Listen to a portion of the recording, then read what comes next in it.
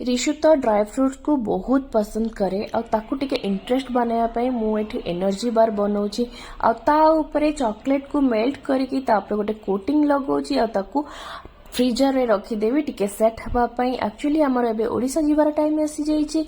ओडिशा रे मो भणाजा भणाजी भी अछंती, बहुत सारा छोट छुआ भी अछंती। त समस्त पई मु एठी बनाउतली एनर्जी बार जोटा कि बहुत हेल्दी एंड टेस्टी। एंड एठी गोटे अदार मु कैंडी बनाउची जोटा कि कोल्ड कफ पई बहुत ही बढ़िया और रामबान, जोटा कि आमे बाटेरे कि कोडे गले आमे कड़ा बनै परिबानी। तो सेही सब इंग्रेडिएंट्स को नै कि मु एठी गोटे कैंडी बनैची जोटा कि इजीली आमे जुआड भी जीवा कैरी करके नै कि जाई परिबा। एंड जेतु कहितली मु ओडिशा जीवार अछि त आमे फाइनली ता पर दिन आसी कि फ्लाइट रे बसी जाइछु। आ देखि पथरे केते सारा फॉग हेछि चारियाडे, पूरा बहुत ठंडा और रिसी पूरा एक्साइटेड अच्छी, आम बहुत एक्साइटेड अच्छु।